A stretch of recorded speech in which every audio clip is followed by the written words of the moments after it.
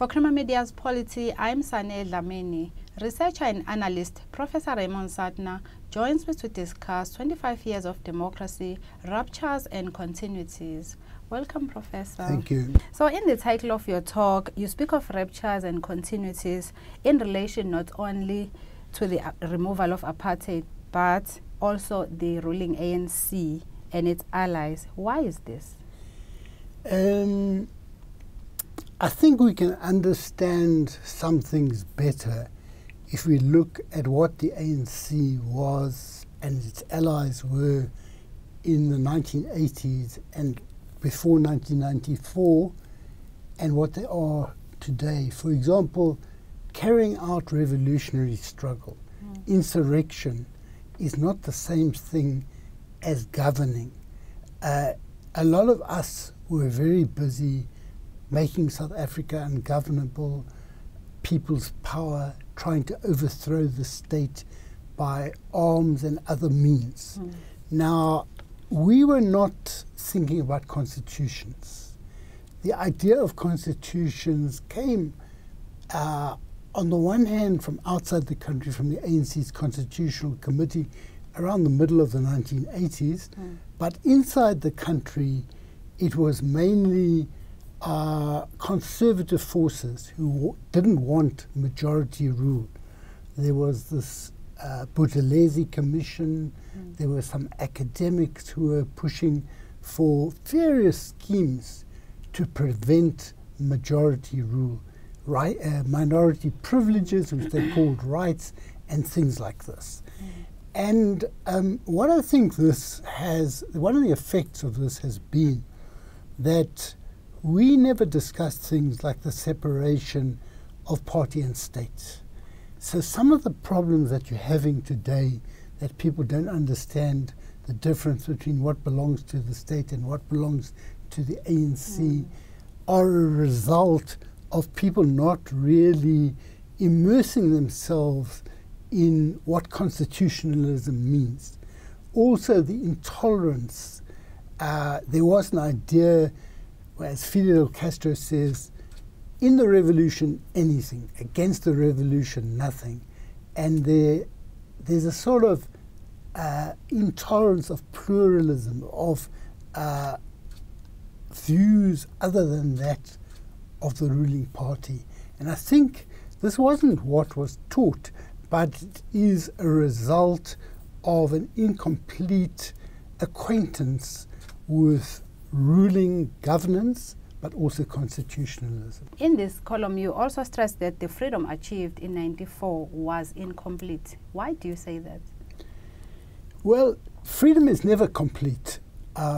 And some people like to say we got our freedom in 1994. And it doesn't happen on any one day, not because of criticisms we may have of what has happened since 1994. But freedom is something that constantly evolves and develops. For example, people have learnt to find ways of feeding everyone in this world. In the 19th, 18th century, there were famines, and it was not possible to create enough, produce enough food for everyone. Now we know that freedom from hunger is quite possible.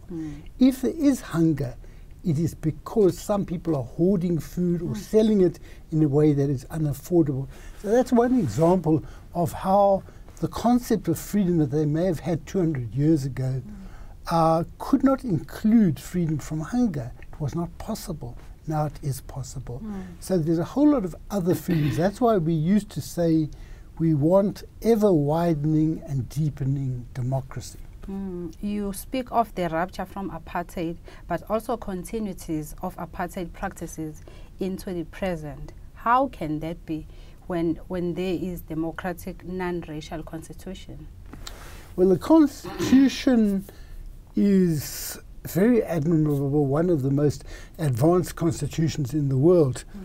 But if you look at the apartheid divide, Thabo Mbeki used to talk about two nations, and people criticized him for this.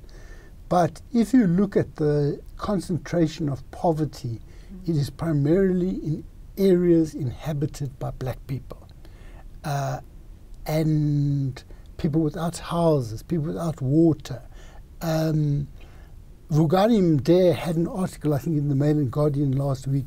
There's a lot of statistics. I was going to write to him and ask him, has he had done a fact check for this?